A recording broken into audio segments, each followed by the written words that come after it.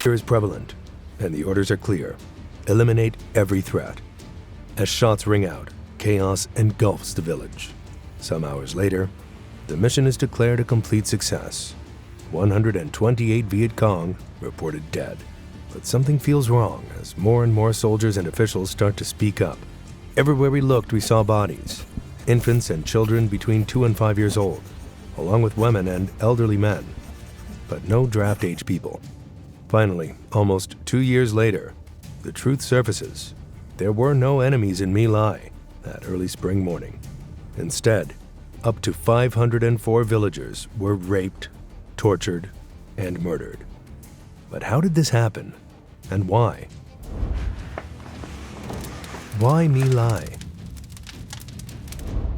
1968 did not start well for the American effort in Vietnam. Despite a force of over 500,000 soldiers, U.S. troops struggled against the Vietcong guerrilla fighters who had superior knowledge of the terrain and strong connections within U.S.-controlled zones.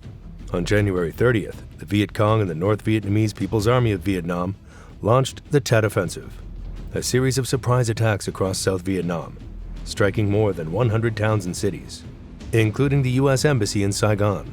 Although it was ultimately unsuccessful, the sheer scale of the offensive caught the U.S. and South Vietnamese forces off guard, shattering the illusion that the U.S. had control over the war. In retaliation, the U.S. military initiated its own offensive against Vietcong strongholds, focusing on areas near the North Vietnamese border that served as bases for guerrilla fighters. Quang Nai Province, where My Lai was one such area known to be a haven for the 48th Vietcong Battalion, a unit that had earned a notorious reputation for efficiency during the offensive. The name My Lai, often associated with the massacre, technically refers to several small hamlets. My Lai 1-4 within the larger village of Son My, rather than the village itself. The U.S. military referred to the area as Pinkville, due to the pink shading on military maps that denoted densely populated regions. Initially, the tragedy would be known as the Pinkville Massacre. In this video, we will refer to the village as My Lai to avoid complications. After repeated failures to secure the region in prior weeks, Task Force Barker, a battalion-sized force under Lieutenant Colonel Frank Barker's command, was deployed to root out the 48th Vietcong Battalion and eliminate this major threat to U.S. forces operating in the area. Intelligence indicated that the enemy was hiding in and around My Lai, and the operation to destroy them was scheduled for the 16th to the 18th of March. The previous day, the head of the operation, Captain Medina, had informed his troops that there would be no citizens in the village. They were only to face combatant Vietcong and their supporters. The tone was set. The operation. A few minutes after 0700, the American landing zone burst into a frenzy of activity as 11 helicopters began arriving to carry the troops to the zone of operation near My Lai. Charlie Company, under Captain Medina, was the spearhead of the operation. Charlie Company was to strike from the west, while Alpha and Bravo companies positioned themselves to the north and south, sealing off any potential escape routes. The U.S. Navy guarded the waters to the east, while an Army photographer was also present, unknowingly, about to document a horrific chapter in history. At 7:30, the first troops landed near the hamlet of My Lai 4. Helicopters swarmed the area, firing into any suspected hiding spots. Intelligence had assured the soldiers that there were no civilians left in the village, declaring it an unofficial free fire zone. Prepared for a fierce fight, infantry soldiers began firing wildly, trying to provoke the enemies and reveal their positions. The helicopter's gunfire created an illusion of enemy resistance, but instead of combatants, the only people actually running were terrified women, children, and elderly men. Where was the enemy hiding? In their panic, the fleeing people became targets of the mostly inexperienced soldiers, who saw no reason not to shoot them to guarantee the success of the operation. Surely, the Vietcong were nearby. But when the first Americans entered the village at 8 a.m., they immediately realized something was terribly wrong. Around 400 villagers were simply living their lives, cooking breakfast, unarmed, and unaware of the approaching horror. The soldiers had been told, wrongfully as it turned out, that the villagers had been evacuated, so their presence could only mean one thing: they were protected by a hidden Vietcong force. The tension was thick. For many of these young soldiers, these innocent people appeared as the enemy, and it didn't take long for the situation to erupt. Witness Fred Widmer later recalled, "Once the first civilian was killed, it was too late, period. Whoever killed the first civilian, that was the end of the situation. It went out of control." Within 15 minutes, the killing intensified. Soldiers stormed houses, shooting anyone inside, mothers, children. It didn't matter. Grenades were tossed recklessly, and those trying to escape were shot in the back. Đến hơn 8 giờ thì họ đến gia đình tôi, là có 3 người lính Mỹ, 1 người da đen, 2 người da trắng. Bắt đầu họ bắn 3 con bò trong chuồng của nhà tôi và đốt cả nhà trên nhà dưới chuồng bò. Và họ dí súng vào trong người, họ bắt 6 mẹ con tôi chui lại vào cái hầm tránh phố của gia đình. Mẹ tôi bảo các con chui vào trước, mẹ chui vào sau để mẹ cản đạn cho các con. Mẹ tôi chui vào khỏi miệng hầm thì lính Mỹ đánh lựu đạn xuống tứ tấp. Thân xác của mẹ, chị và các em tôi đã tan tành. Đứa em gái út của tôi đứt làm đôi. Thì lúc này là tôi bị thương và tôi nằm thiếp ở trong cái ngôi hầm này. Initially, some soldiers of the Charlie Company's 1st platoon captured some villagers and gathered them together. But their commander, Lieutenant William Cawley, gave them a chilling order. "I want them dead." Around 70 to 80 villagers were massacred in an irrigation ditch east of the settlement, and the same happened in other places. The 2nd platoon followed no such procedure, just shooting indiscriminately as they swept through the village. By 9:15, Captain Medina ordered them to stop, but by then, they had also killed at least 70 villagers. Strangely, no such order reached the 1st and 3rd platoons until 11 a.m. During this time, rapes, including gang rapes, a horrifyingly common occurrence in such operations, also took place. Meanwhile, Bravo Company had been sent east to My Lai 1 and another hamlet, My He 4, less than 2 miles away. Their approach mirrored the main assault, firing on sight, torching huts without checking if anyone was inside, then shooting at anyone who emerged. Though details of this part of the operation are scarce, survivors have recounted the horrors. Nguyen Thi Bay, a survivor, described how U.S. soldiers attacked between 9 and 10 o'clock, killing around 90 civilians. She had hidden with 2 women and 3 children, but 3 soldiers found them, dragged them to a hooch, and raped her. She was 2 months pregnant and lost her baby the next day. By 1300, the gunfire had mostly stopped. By 1500, the troops withdrew, leaving behind a scene of unimaginable carnage.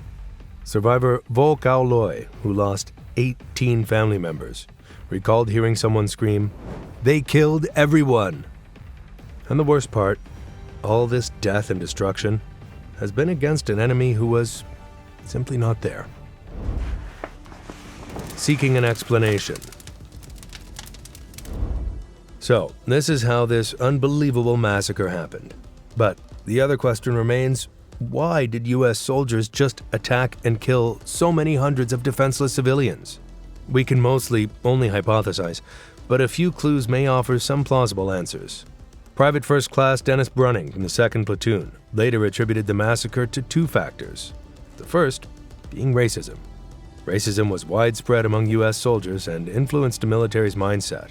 Though the High Command often tried to follow the rules of war, even dropping leaflets to warn civilians to leave, these warnings often served as an excuse. Many villagers couldn't read, and those who stayed behind were quickly labeled Vietcong sympathizers, legitimate targets. Their deaths became collateral damage, acceptable in the eyes of the military. As one young soldier from Texas put it, "No one sees the Vietnamese as people.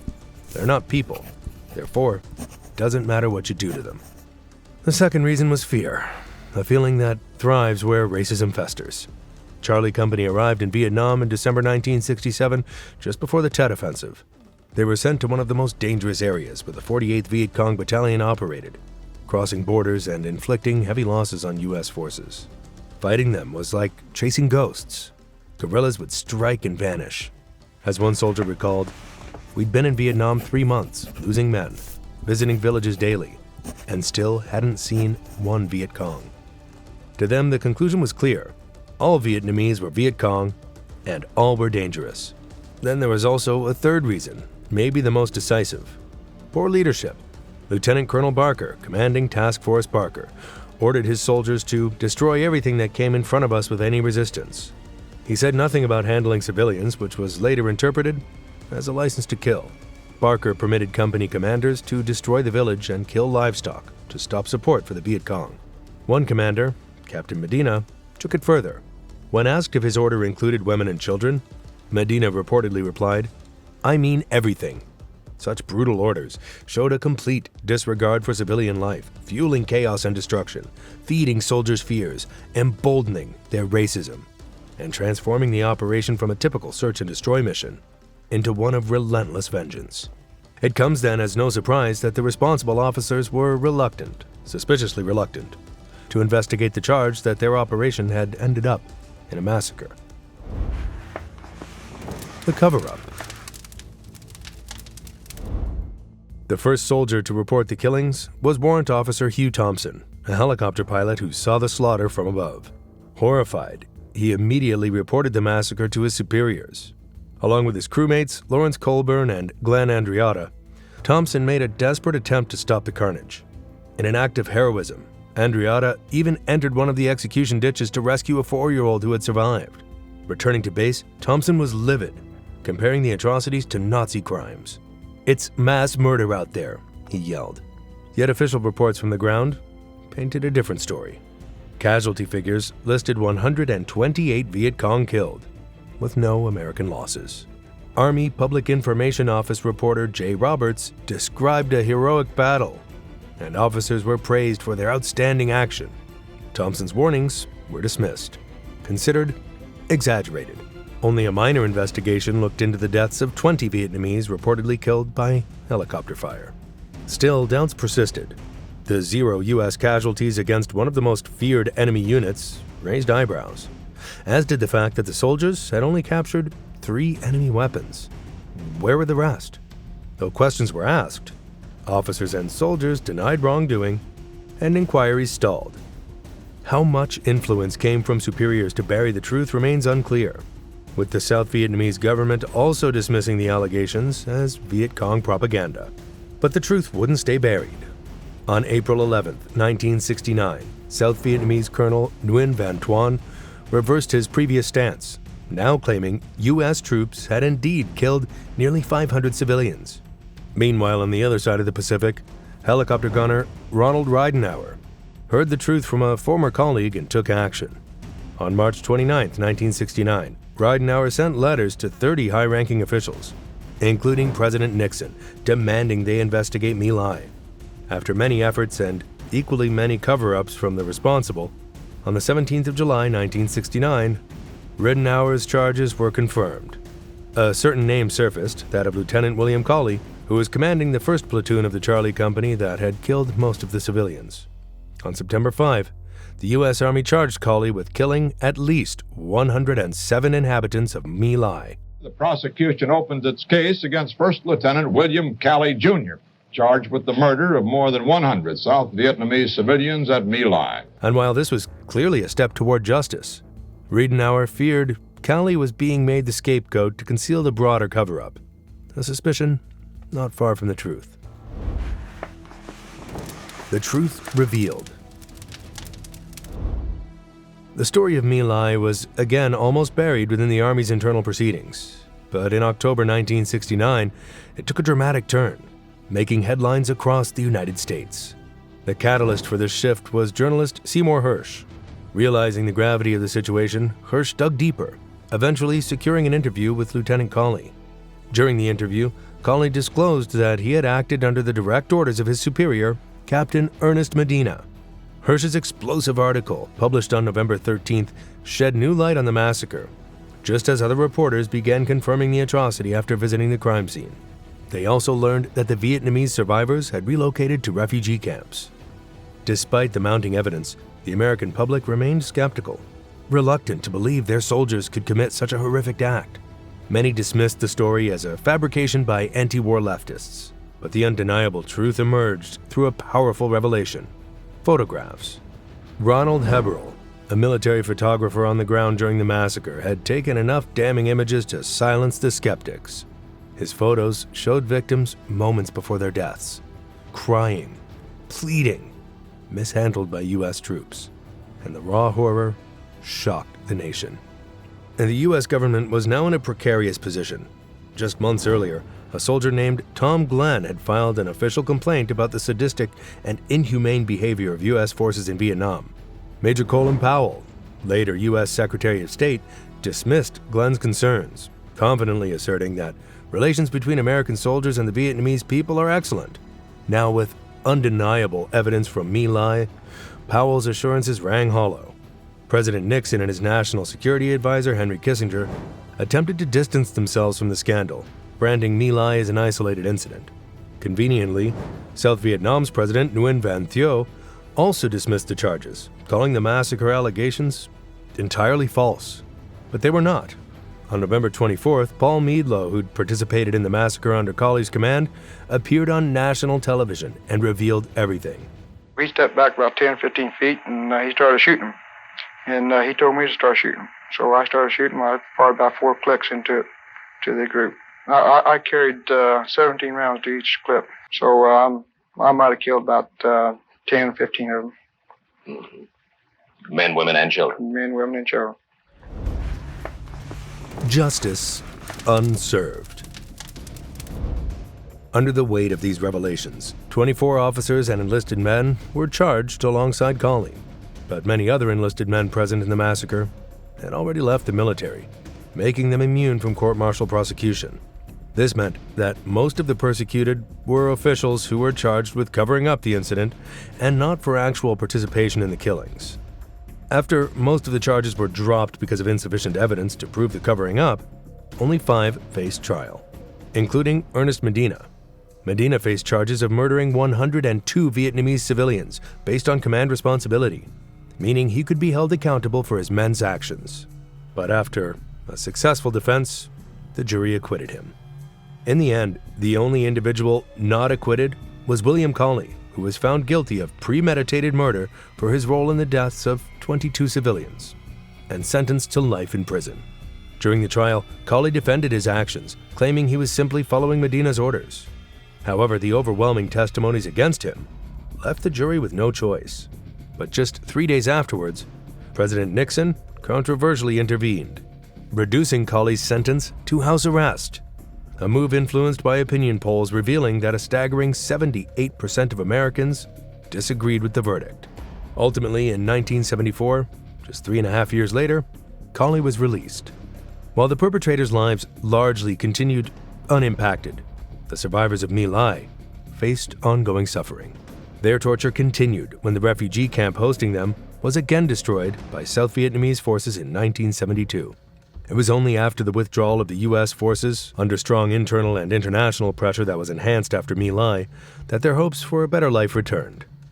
On March 16, 1988, during the 30th anniversary of the massacre, American and Vietnamese soldiers stood together for a commemoration. Among those present were Hugh Thompson and Lawrence Colburn, the only ones who tried to stop the massacre, and later rewarded for their heroic bravery by the U.S. Army. The entire My Lai massacre saga leaves behind a profoundly disturbing legacy. The village of My Lai became a symbol of the tragic consequences of the Vietnam War, shattering any lingering illusions that the U.S. intervention was rooted in humanitarian principles. The depth of the cover-up and the immunity enjoyed by those involved starkly illustrate a troubling reality. In times of conflict, the truth often becomes the first casualty. As the horror of My Lai unfolded, it not only highlighted the brutality of war, but also revealed the systemic failures within the military and the government. The events at My Lai prompted a national reckoning, forcing Americans to confront the darker side of their nation's actions abroad.